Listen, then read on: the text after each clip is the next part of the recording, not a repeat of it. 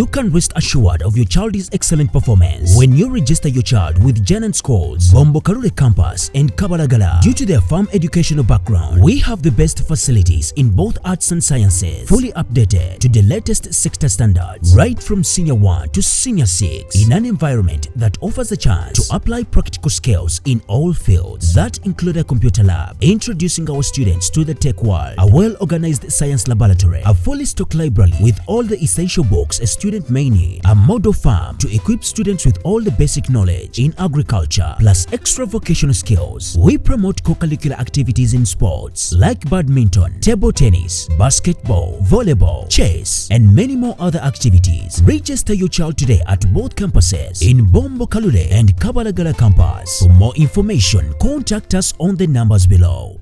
Why would you sign things and hide them? Ngomuntu aina kwenonya nanonya bilateral ludda banai bilateral ludda as if it is somebody's property, someone in the ministry, with that council of mandate baina council ya mandate ono ministries ezisinga kati ekise ministry agenda twagala okubalabula. We are going to petition you for hiding these documents. Number 2, for excluding us. You don't want us to be involved in all the steps you are taking to achieve whatever you call our own our jobs. Yet mumala okusalawo ebintu ebitakwatagana ne mutusindika ebweru ne tubonaabona banyinaffe ne bakubonga mirambo abalala nga tebalina soft landing kuba ekisinga okunyiiza abaana ne bwaba afudde omu. One life counts. No life deserves dying like that without accountability. Akasembayo baba tufunide twafunye minister omuppya wa state nayizwa ku nsonga z'abaana n'abavubuka atandikire ku Balaamu. Omukulu honorable minister Balaamu Barugahare, twagala okukusaba ng'amaanyi g'oyina g'otadde ku nsonga y'abaana ba Nuupu, tetwagala okikomye ku baana ba Nuupu eri abaana abannayuganda nga bawaŋŋanguka ne bakoowa ogenda okwekalakaasa ng'abo aba Nuupu booli mu kutaasa babajje mu makomera. Bo ne bagenda ne bakola peaceful demonstration, ne bagenda banoonye emirimu ebweru w'eggwanga. Bali bweru babonaabona, they could not strike on the streets of Uganda. Naye nga tebalina akola ki?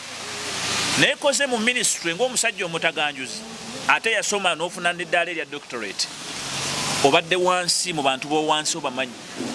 Tujja kusaba o embracinge obukulembeze o advising a minister omukulu atabadde ku ground omu advising nti obukulembeze bw'abaana abawangalira ebweru mu ggwanga buno kikulu. Ekyokubiri, welfare yaabwe okubudaabudibwa bwe baba bagenze ebweru kya bulungi bwaffe, kya bulungi bwa ggwanga ng'abantu abali patriotic, kubanga abaana bazza essente eri eggwanga lino z'omanyi. Ekyokubiri, okubanga bafuna insurance covers zisobola okuba tailored within those social welfare arrangements. Lwaki nkugambye obukulembeze bwabwe bubeewo? Tojja kusobola kukola ebyo wammanga bye nkugambye nga tebalina bukulembeze, because tolina database yaabwe, tobamanyina gye bali.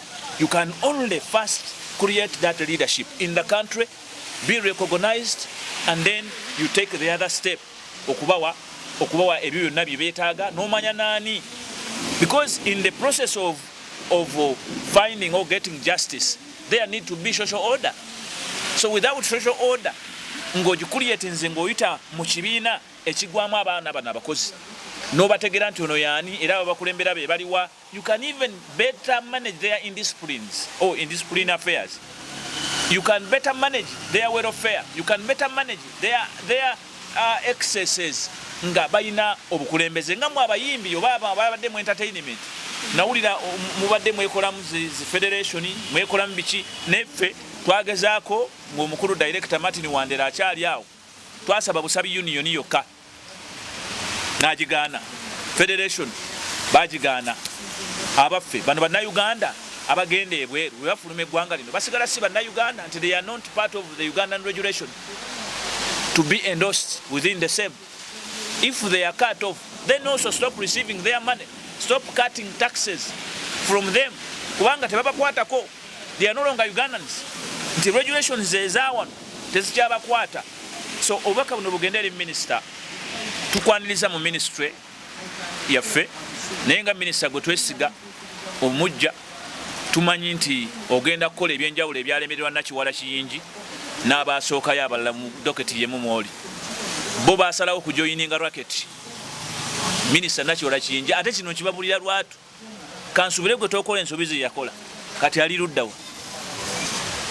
luddawa twamugamba nga they are compromising you are soiling you are soaking your tail until she got soaked deeply now she has a heavy tail tokyaswana kumusanga anywhere nga akyasobola okwogera in other words in short terms bamukozesa yasalawo n'ajoyininga abatutunda ebweru abatukola n'atatuwuliriza akuwadde n'akamu naye ng'ate yali avunaanyizibwa ku bavubuka n'abaana kati sebe oli mu doketi yemu tukusaba oleme kola nsobi otherwise omukirago gugenda kutoba oveeyo nga weesinze nga tokyasobola kuyita mu bantu ng'oyogera. This is a very sensitive docket. I want you to advise the senior minister to listen to our calling. We are not going to tire. There is a lot of compromise in that ministry. Ebintu byangu nnyo naye mubicomplicating under mandate and bureaucracy until you create these cocoons of corruption. Abaana bemuwulira bakukusa lwa systems eziri very difficult in that ministry. Until you unpack that, things will be better. We are now seeking to have an African model for welfare. But where will it come? Can Uganda accept to pilot this kind of arrangement when you are full of corruption, when you are full of this kind of, unaccountability? Nganebe mutete manje bali, bimutwaira mu regulations ezobulimba. Lwaki tuzita regulation ezobulimba?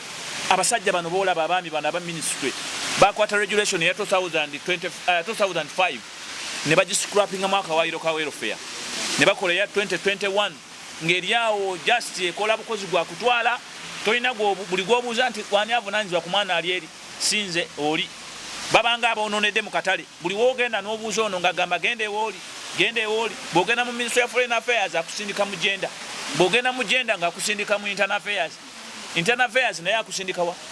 We are tired of this rotation. Kale mwebale nnyo abatugoberera mwebalire ddala n'abatuteekamu ensimbi nga bannaffe abajjanani school zetubebaza mwebale nnyo okuba nti mututeekamu ensimbi. Bannayuganda mwena tubagamba nti buli omu afe ku munne, buli muntu yeetaaga munne, naye baana bannaffe bano bannyinaffe n'abaana baffe abali ebweru abagenda okukuba ekyeyo nabo tubalwanirire kubanga bagenda kukolerera ffe. Mwebale nnyo mwebalire ddala.